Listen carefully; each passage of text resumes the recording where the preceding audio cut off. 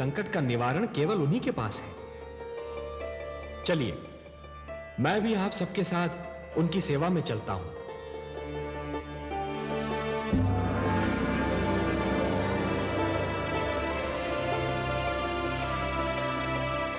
महादेव की जय हो।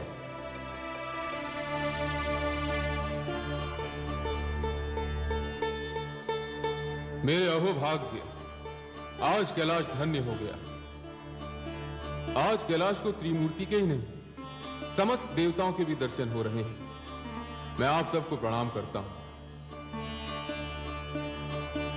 कैलाश पर आप सबका स्वागत करता हूं।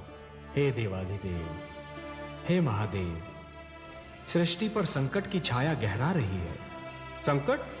हाँ भोलेनाथ, संहार करता तो आप हैं, परंतु आज आपकी इच्छा के बिना मानव जीवन पर संहार का प्रारंभ हो गया है।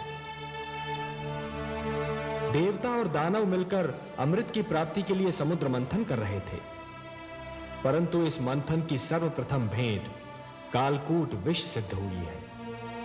अब यह विष समस्त सृष्टि के लिए संकट बना हुआ है। समस्या यह है कि इस विष के प्रभाव से यदि दानवों की मृत्यु हुई तो दैत्य गुरु शुक्राचार्य आपके दिए हुए संजीवनी मंत्र की शक्ति से उन्हें पुनर्जीवित कर लेंगे। श्री विष्णु की कृपा से देवताओं की भी सुरक्षा हो जाएगी, पर इस विष के दुष्प्रभाव से मेरी संतान, मेरा निर्दोष मानव समाप्त हो जाएगा। इसीलिए मैं आपसे विनती करता हूं कि हमारी सहायता कीजिए। हे महादेव, कालकूट विष सारे विश्व को अपनी लपेट में ले रहा है। हम पर कृपा कीजिए, इस संहारक विष को नष्ट कीजिए। देवराज, संहार करता तो केवल मैं हूं। विष भी मेरा ही आविष्कार है। विष मेरे लिए संहार करने का शस्त्र है और किसी भी विष को नष्ट नहीं किया जा सकता। विष को रोका जा सकता है, विष को सीमित किया जा सकता है, विष के दुष्प्रभाव को समाप्त किया जा सकता है, परंतु विष को नष्ट नहीं किया जा सकता। और हां देवराज, संसार में कालकूट ही एकमात्र विष नहीं है। विष तो कटु वाणी में भी होता है, अश्लील विचारों में भी होता है। वाणी के विष को यदि कानों में ही रोक लिया जाए तो उसका प्रभाव हृदय तक नहीं पहुंचता, और अश्लील विचारों के विष को यदि मस्तिष्क में प्रवेश न करने दिया जाए तो वो चरित्र को हानि नहीं पहुंचा सकता।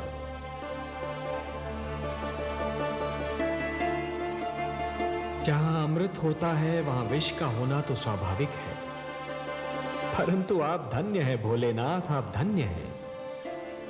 कालकूट विष का प्रभाव तो आपके सुंदर तर्क ने ही कम कर दिया। अब शेष समस्या का समाधान भी आप ही निकालेंगे। आपने सत्य कहा कि विष को नष्ट तो नहीं किया जा सकता, परंतु उसे रोका अवश्य जा सकता है, और यह कार्य केवल आप ही कर सकते हैं देवाधिदेव। हे त्रिलोकेश्वर, आप सब चलकर मेरे पास आए हैं।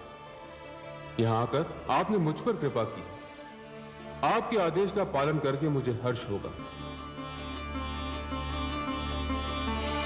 मुझे कालकूट को कहीं रोकना होगा, उसकी सीमा का निर्धारण करना होगा। जगत के कल्याण के लिए यह कार्य मैं अवश्य करूंगा।